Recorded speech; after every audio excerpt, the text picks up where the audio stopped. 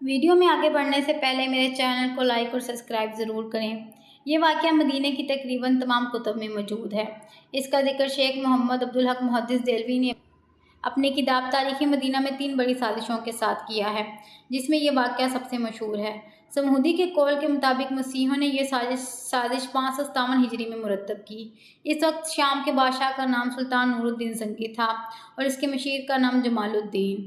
ایک رات نماز تہجد کے بعد سلطان نور الدین زنگی نے خواب میں دیکھا کہ رسول کریم صلی اللہ علیہ وآلہ وسلم 2 سرخی مائل رنگت کے آدمیوں کی طرف اشارہ کر کے سلطان سے کہہ رہے ہیں کہ مجھے ان کے شر سے بچاؤ۔ سلطان ہڑبڑا کر اٹھا، وضو کیا، نفل ادا کیے اور پھر اس کی آنکھ لگ گئی۔ خواب دیکھنے کے بعد آپ یہاں کیوں بیٹھے ہیں؟ اس کا آپ کسی سے ذکر نہ کریں اور فوراً مدینہ روانہ ہو جائیں۔ اگلے روز سلطان 20 افراد کے ہمراہ بہت سے تحائف کے ساتھ مدینہ کے لیے کوچ کر گئے اور 16ویں روز شام کے وقت وہاں پہنچ گئے۔ سلطان نے روضہ رسول پر حاضری دی، مسجد نبوی میں بیٹھ گئے، اعلان کیا کہ اہل مدینہ مسجد نبوی میں پہنچ جائیں، جہاں سلطان ان میں تحائف تقسیم کریں گے۔ لوگ آتے گئے اور سلطان ہر آنے والے کو باری باری تحفہ دیتا رہا۔ اس دوران وہ ہر شخص کو غور سے دیکھتا رہا، لیکن وہ 2 چہرے نظر نہ آئے جو اسے ایک رات میں 3 بار خواب میں دکھائے گئے تھے۔ سلطان نے حاضرین سے پوچھا، کیا مدینہ کا ہر شہری مجھ سے مل چکا ہے؟ جواب اثبات میں تھا۔ سلطان نے پھر پوچھا، کیا تمہیں یقین ہے کہ ہر شہری مجھ سے مل چکا ہے؟ اس بار حاضرین نے کہا، سوائے 2 آدمیوں کے۔ راز تقریباً فاش ہو چکا تھا۔ سلطان نے پوچھا، وہ کون ہیں اور اپنا تحفہ لینے کیوں نہیں آئے؟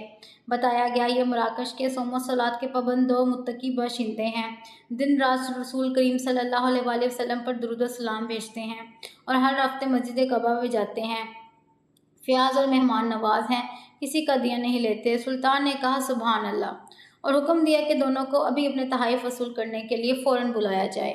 جب انہیں یہ خصوصی پیغام ملا تو انہوں نے کہا، الحمدللہ، ہمارے پاس اللہ کا دیا سب کچھ ہے اور ہمیں کسی تحفے، تحائف یا خیر و خیرات کی حاجت نہیں۔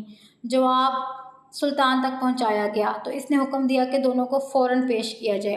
حکم کی فوری تعمیل ہوئی۔ ایک جھلک ان کی شناخت کے لیے کافی تھی۔ تاہم سلطان نے اپنا غصہ قابو میں رکھا اور پوچھا، تم کون ہو؟ یہاں کیوں آئے ہو؟ انہوں نے کہا، ہم فرانس کے رہنے والے ہیں، حج کے لیے آئے تھے اور اب روضہ رسول کے سائے میں زندگی گزارنا چاہتے ہیں۔ سلطان نے سختی سے کہا کہ تم نے جھوٹ بولنے کی قسم کھا رکھی ہے۔ اب وہ چپ رہے۔ سلطان نے حاضرین سے پوچھا، یہ کہاں کے رہنے والے ہیں؟ بتایا گیا کہ یہ روضہ نبوی کے قریب بالکل نزدیک ایک مکان میں جو مسجد نبوی کے جنوب مغرب میں دیوار کے ساتھ تھا۔ سلطان فوراً اٹھا اور انہیں ساتھ لے کر اس مکان میں داخل ہو گیا۔ سلطان مکان میں گھومتا پھرتا رہا۔ اچانک اس کی نظر ایک فرش پر پڑی چٹائی پر پڑی۔ نظر پڑنی تھی کہ دونوں مراکشی باشندوں کی ہوائیاں اڑ گئیں۔ سلطان نے چٹائی اٹھائی۔ اس کے نیچے ایک تازہ کھدائی کی ہوئی سرنگ تھی۔ سلطان نے گرج کر کہا، کیا اب بھی سچ نہیں بولو گے؟ ان کے پاس سچ کے سوا کوئی چارہ نہ تھا۔ انہوں نے اعتراف کیا کہ وہ مسیح ہیں اور ان کے حکمرانوں نے انہیں بہت زیادہ مال دولت دیا ہے، اور یہ کہ حاجیوں کے روم مراکش سے اس منصوبے پر حجاز بھیجا تھا کہ وہ کسی نہ کسی طریقے رسول کریم صلی اللہ علیہ وسلم کا جسد اقدس روضہ مبارک سے یہاں لے آئیں۔ انہوں نے حج کا بہانہ کیا اور اس کے بعد روضہ رسول کے نزدیک ترین جو مکان کرائے پر مل سکتا تھا وہ لے کر اپنا موزوں کام شروع کر دیا۔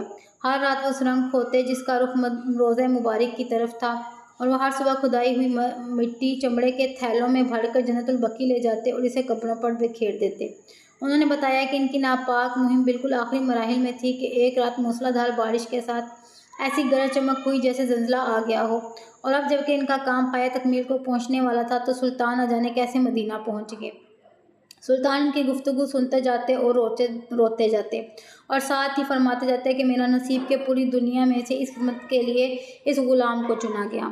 سلطان نور الدین زنگی نے حکم دیا کہ دونوں کو قتل کر دیا جائے اور روضہ مبارک کے گرد خندق کھدوائی جائے اور اسے پگھلے ہوئے سیسے سے پاٹ دیا جائے تاکہ آئندہ کوئی بدبخت ایسی موزوں حرکت کے بارے میں سوچ بھی نہ سکے۔